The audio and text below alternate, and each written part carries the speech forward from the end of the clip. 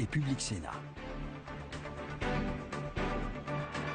Bienvenue sur Radio Classique et Public Sénat. Nous recevons ce matin avec Perrine Tarnot. Bonjour. Bonjour. Chantal Joanneau, sénatrice de Paris, vice-présidente de l'UDI. Alors, l'Élysée et Matignon sonnent la mobilisation générale pour l'emploi. 2 séminaires sont organisés ce matin pour plancher sur les moyens de parvenir à cette réduction du chômage. Vous applaudissez ? Déjà, juste un petit commentaire sur la forme. C'est assez étrange qu'il y ait 2 séminaires qui se suivent. L'un à l'Élysée, l'autre à Matignon, ce qui prouve qu'il y a encore quelques difficultés de calage au sein du gouvernement. Après plusieurs mois de pouvoir. Mais ceci dit, sur le fond, que le travail, le chômage, la lutte contre le chômage soit la priorité, évidemment qu'on applaudit. En termes d'objectifs, il n'y a pas de doute que ça doit être l'objectif premier. Quant à la méthode, pour autant, on n'est pas d'accord sur les moyens pour y parvenir. Qu'est-ce qui vous déplaît dans cette méthode ? Nous, on a toujours considéré que le meilleur moyen pour lutter contre le chômage et développer l'emploi, c'était d'aider les entreprises. C'est l'emploi privé qu'il faut favoriser parce que l'emploi public aujourd'hui est déjà extrêmement développé. Et c'est pas la position du gouvernement qui juge trop souvent que les principaux maux de la France viennent des entreprises. C'est pas ce qui est voulu et souhaité avec le plan de compétitivité lancé par le gouvernement ? Oui, il y a un mot plan de compétitivité. Il y a une réalité qui est simplement un plan limité à un crédit d'impôt qui n'aura d'effet que fin 2014, grosso modo. Or, l'année clé, c'est l'année 2013. D'autre part, l'ambition de ce plan de compétitivité est assez limitée. Je trouve que c'est extrêmement dommage pour des raisons purement politiques que la première mesure symbolique ait été la suppression de la TVA dite compétitivité sociale, peu importe, et que aujourd'hui on soit obligé de bricoler quelque chose qui en plus a un vrai problème de calendrier. Je pense que l'année 2013, dont on sait, certains instituts disent qu'on sera à un taux de croissance de 0,1, le gouvernement reste à 0,8, sera une année clé dans la lutte contre le chômage. Mais Jean-Marc Ayrault, hier soir, dans une tribune publiée par Le Monde, a conceptualisé son action autour de ce qu'il appelle un nouveau modèle français. Est-ce que ça, c'est pas une bonne pédagogie de la part du gouvernement d'essayer de montrer un petit peu le chemin vers lequel il tend ? Vous avez employé le terme juste, c'est conceptualiser. Mais Nicolas Sarkozy l'avait tenté en son temps avec la société Nicolas de la culture Sarkozy, de civilisation. on lui reprochait d'avoir trop d'idées à la minute et de lancer trop souvent des réformes et qu'il allait trop vite. Là, on est dans le problème inverse. C'est qu'il n'y a pas de nouvelles réformes sur la table. Les réformes sont celles qui étaient déjà annoncées, qui étaient déjà sur la table. On ne veut pas reposer la question globale du temps de travail, pas simplement la question des 35 heures, mais de la durée de travail sur l'ensemble de votre vie. Ce qui est quand même le problème central dans notre pays aujourd'hui. Donc le problème, c'est qu'on a un gouvernement qui a fait des promesses de manière extrêmement large, de l'extrême gauche jusqu'à une partie plus centriste de son électorat, et qui aujourd'hui est un peu empêtré dans ses contradictions. Et c'est intéressant au Sénat, d'ailleurs, on le voit. Il y a des dispositions qui ont été votées avant que ce gouvernement n'arrive au pouvoir. Par exemple, sur la lutte contre les emplois précaires, et qu'aujourd'hui, le gouvernement ne veut plus reprendre à son compte et ne veut plus voter. Ce qui crée d'ailleurs le problème d'obstruction par la gauche au sein du Sénat et qui crée des problèmes de majorité du gouvernement au Sénat. Alors Chantal Joanneau, autre thème d'actualité, c'est Gérard Depardieu qui obtient la nationalité russe. Vladimir Poutine a accédé positivement à sa demande, à la demande de l'acteur. Vous en pensez quoi ? Honnêtement, Hélène Carrère-Dancourt, ce que j'ai écouté ce matin, avait une analyse assez intéressante. Elle disait que Gérard Depardieu était un amoureux de la Russie, qu'il était effectivement, qu'il parlait le russe, qu'il est une icône là-bas, que pour Vladimir Poutine, c'est un coup politique majeur parce qu'il veut justement se réinscrire dans cette vision d'une Russie qui est une terre d'immigration. Pour autant, sur un plan plus personnel, je trouve que d'un côté comme de l'autre, tout ça n'est pas très glorieux. Mais bon, voilà. Vous dites que c'est un coup politique de Vladimir Poutine. Est-ce que c'est aussi un affront qu'il fait à François Hollande ? C'est à François Hollande d'en juger, très honnêtement. Qu'il y ait des personnes qui changent de nationalité, il y en a eu plusieurs. C'est la médiatisation qui pose problème. Mais d'un côté comme de l'autre, ça n'a pas été terrible. Donc en tout cas, il ne sera pas belge, visiblement, Gérard Depardieu, vous le regrettez. Écoutez, Belge, au moins, c'est un pays européen. Moi, je suis très favorable à cette idée. J'avais défendu l'idée d'une identité européenne quand on avait un débat sur l'identité nationale. La nationalité européenne, pour moi, ça fait sens. Donc ça me gênait beaucoup moins qu'il soit belge. Chantal Joanneau, on passe maintenant au mariage pour tous. Beaucoup de thèmes dans l'actualité ce matin assez divers.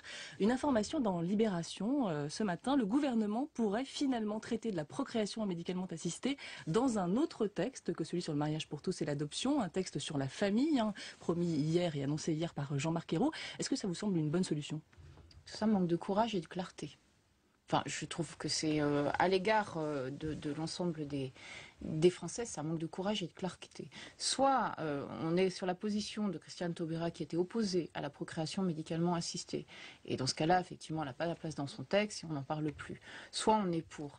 Mais on est esquiver le débat dans le cadre du mariage pour tous en se disant comme ça, on va essayer de faire passer la loi, elle sera acceptable et puis on reviendra discrètement par un autre texte, c'est pas très clair. Mais en même temps, on pose la procréation médicalement assistée et on fait un débat sur ce thème de manière séparée. Pour autant qu'il y ait un débat global sur le recours à la procréation médicalement assistée, comme sur la question de l'adoption, et qu'on encadre beaucoup mieux le projet parental autour de la PMA et de l'adoption, c'est une bonne chose. Parce que de toute façon, que ce soit dans le cadre du débat sur l'homosexualité, le recours à la PMA doit s'inscrire uniquement dans le cadre d'un projet parental. Donc ça, c'est une bonne chose. Mais qu'on le fasse de manière extrêmement détournée, en séparant les deux textes, quel manque de courage, très honnêtement. Voilà, je suis totalement contre la manifestation du 13, surtout l'appel des partis politiques. À laquelle appel du MP Jean-François Copé notamment. Parti politique, je trouve que c'est catastrophique. Voilà. On n'appelle pas à manifester contre une loi qui est censée augmenter les libertés, surtout quand on est un parti politique, surtout quand on est un responsable qui a les moyens de s'exprimer dans un hémicycle. Et surtout quand cette loi va diviser une partie des Français contre une autre partie des Français. Mais Chantal Joanneau, vous serez sans doute une des seules parlementaires de droite à voter pour ce texte. Je ne serai certainement pas une des seules à voter pour ce texte. Vous êtes peu nombreux. Je suis l'une des rares à m'exprimer. Mais je ne serai certainement pas l'une des seules à voter pour ce texte. Et je le fais alors dans une posture qui est radicalement différente de celle de la gauche, qui a une vision très communautaire du sujet et qui d'ailleurs l'a très très mal conduite. Enfin, c'est un échec pour le gouvernement, la manière dont ils ont conduit ce débat en partant mais c'est dès le pour mois ça qu'aujourd'hui le gouvernement cherche à scinder le débat en deux. Ils auraient peut-être dû mettant réfléchir un projet de loi sur la famille. Pour y mettre la PMA. D'accord, mais le problème, c'est que la contestation, elle monte depuis très longtemps. Ils ont mis le sujet sur la table au mois de septembre, et ensuite il y a eu un grand blanc, un grand silence gouvernemental autour de ce sujet. Ils n'ont pas organisé le débat, et on se trouve dans cette situation, alors que ce texte, à la base, était consensuel. À la base, tout le monde s'est dit oui, pourquoi pas, écoutez, c'est une réflexion intéressante. Et aujourd'hui, on se retrouve dans une situation extrêmement clivée. C'est quand même dommage. Enfin, je trouve que, surtout à droite, on peut quand même considérer, dans une vision libérale sociétale, que l'État n'a pas à se mêler de tout et qu'en l'occurrence, c'est un choix individuel qui ne met pas en péril l'ordre public et que par conséquent, l'État, on peut avoir la même loi pour tous. Perrine Pernaut, un mot sur la pilule de troisième génération. Oui, effectivement, suite à une plainte, le gouvernement a annoncé que les pilules de troisième génération ne seront plus remboursées à partir du 31 mars. Est-ce que vous pensez, comme le professeur Nizan, qu'on va vers une régression et que le gouvernement a un peu paniqué sur ce dossier-là ?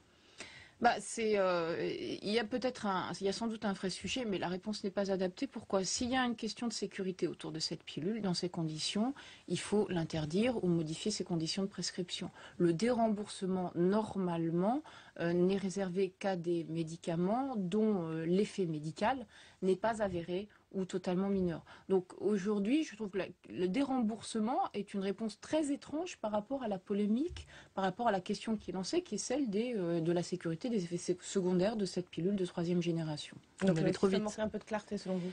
On est allé trop vite, sans doute un peu de panique. Le vrai sujet, c'est est-ce qu'on continue à prescrire cette pilule et dans quelles conditions ? Chantal Joanneau, on ne peut vous inviter sans parler de Paris. Alors vous avez beaucoup parlé de cette question, mais tout récemment, Jean-Louis Borloo a fait savoir que son cœur penchait plutôt vers Valenciennes que vers Paris. Est-ce que vous nous dites ce matin, il ne sera pas candidat à la mairie de Paris ? Mais déjà, il n'y a que lui qui peut vous l'annoncer parce qu'aujourd'hui, il a d'ailleurs dit plusieurs fois, il est 2000% UDI à la construction d'un nouveau parti, que tout ce qui peut le détourner de cet objectif et tous ceux qui l'appellent d'ailleurs à venir sur Paris, en général, n'ont pas non plus pour intention que l'UDI soit un parti très fort. Donc soyons très clairs. Les deux ne sont pas compatibles ? c'est pas que les deux ne sont pas compatibles, mais quand vous êtes à peine arrivé à la tête d'un parti et vos amis de l'UMP vous disent venez à Paris, vous êtes le candidat idéal, vous pouvez vous interroger, vous dire peut-être que ça n'a pas que des bonnes intentions. Mais ceci dit, sur le fond, il est effectivement de Valenciennes, il est attaché à Valenciennes et voilà, lui seul vous répondra, mais moi, je pense qu'il faut regarder ça avec beaucoup de précaution. Et visiblement, François Fillon n'a pas renoncé à ses prétentions pour Paris, si on en croit la carte de vœux qu'il a envoyée et publiée sur son blog. On voit une belle vue de la capitale. Mais, voilà, mais française. en tout cas, aujourd'hui, le vrai débat est là. Jean-Louis Borloo n'est pas installé à Paris. François Fillon a fait le choix de venir s'installer à Paris. Donc, je pense que la question se pose plutôt de son côté. Donc, vous souhaitez qu'il soit candidat ? Je pense qu'il doit s'exprimer, puisqu'il est venu s'installer à Paris, donc aujourd'hui, il doit s'exprimer sur ce sujet. Et vous-même, vous pourriez être la candidate de l'UDI ? Moi, je suis aujourd'hui, comme Jean-Louis Borloo, 2000% UDI. On a un vrai gros sujet aujourd'hui qui est de remettre la question écologique sur la table, dans une vision positive, dans une vision compatible avec la croissance. C'est mon défi. Chantal Joanneau, votre défi, c'est aussi de parler peut-être avec l'UMP, même si vous voulez devenir le premier parti d'opposition. L'UMP qui sort d'une crise interne, François Fillon et Jean-François Copé doivent se retrouver en début de semaine pour discuter de cette future direction collégiale. Mais comment on discute avec un parti qui sort quand même affaibli de cette crise ? L'UMP, donc, c'est très clair, c'est un parti pour nous de coalition, c'est un parti ami. C'est-à-dire que les grandes échéances nationales, notamment législatives et présidentielles, on ne peut pas les gagner sans l'UMP, c'est une évidence. Aujourd'hui, la question, effectivement, c'est la discussion pour les municipales, pour les européennes.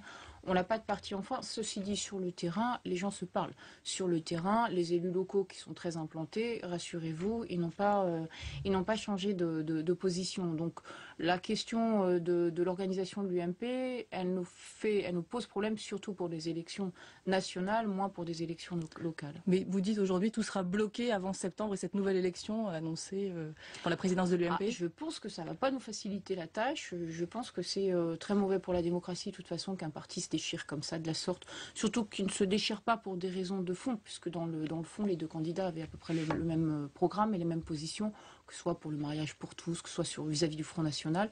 Donc, pour nous, ça n'est pas une bonne chose. Et vous pensez que la guerre des nerfs va repartir de plus belle dès cette nouvelle année ? Je ne suis pas sûre que les conditions soient réunies pour qu'il n'y ait pas une nouvelle guerre des nerfs, mais bon.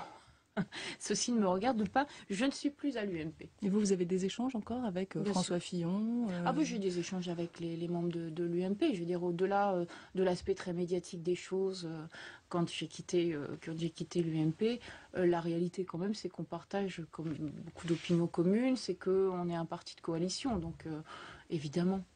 Évidemment. Merci beaucoup Chantal Joanneau d'être venue sur ce plateau. Merci Perrine Arnaud. Très bonne journée à tous sur Radio Classique. Et Public Sénat, c'est vrai que ce n'est pas tous les jours.